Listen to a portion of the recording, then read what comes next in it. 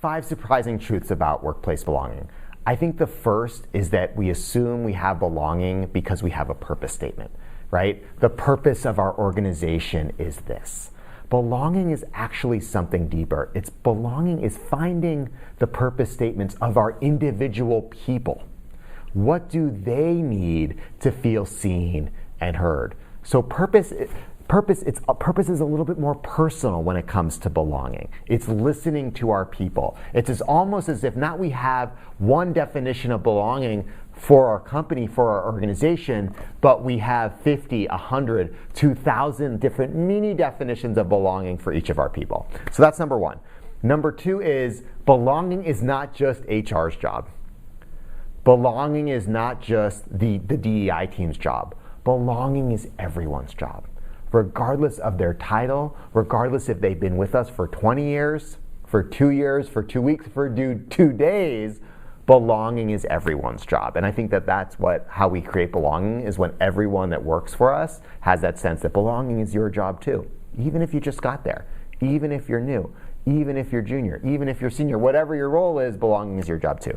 Number three, belonging is not just culture fit, it's culture transformation. We're not just looking for people that look the same way as us or think the same way as us. We're actually looking for people that are going to transform our culture, help us evolve, make it more diverse, more innovative, more interesting, help us change over time and transform. We're actually looking for the very people that are going to question what we're doing and push us forward. Number four, belonging is not hustle. Belonging is not moving quickly. Belonging is not making sure that the only thing we care about is peak performance. Belonging is investing in human connection.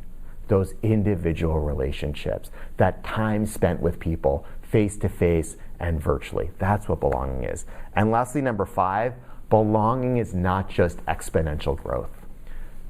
Yes, we need to have a growth mindset, but we also need to have a care mindset. We need to care for our people. And when we do, we get the very growth that we're looking for. But care has to come first.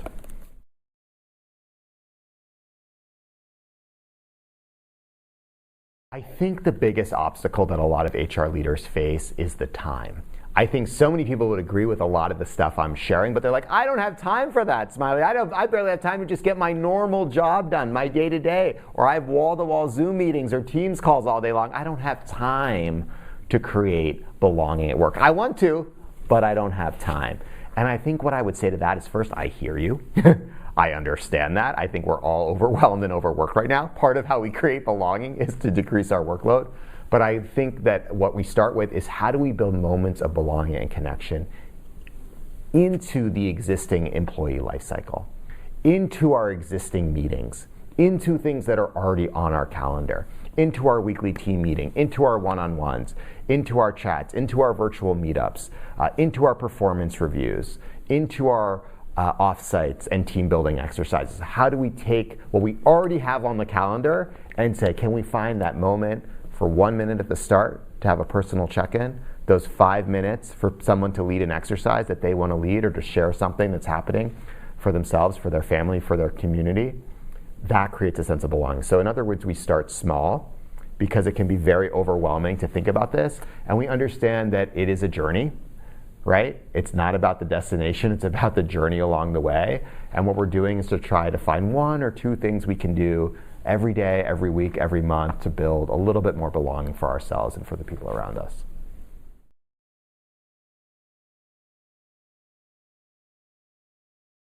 I really think that it's important as both working in HR and the people space, and frankly workplace leaders overall, that we don't imagine there's a quick fix.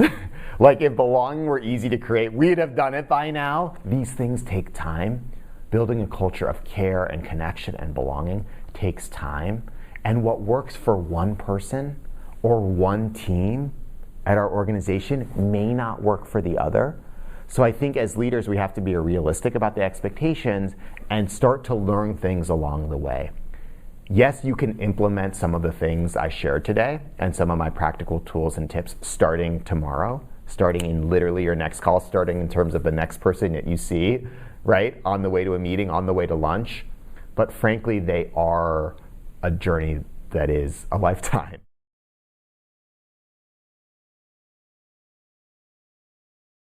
I think one place that I would prioritize and start with is, as a leader, do you have a personal definition of what workplace belonging means to you?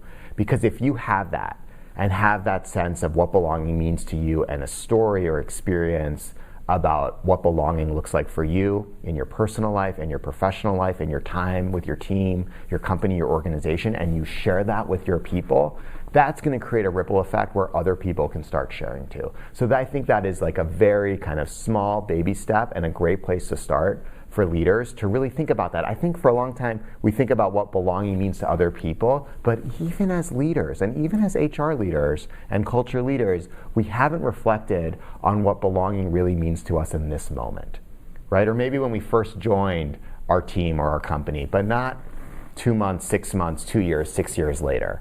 So I think if we take that time, that's a great place to start, a great priority to have.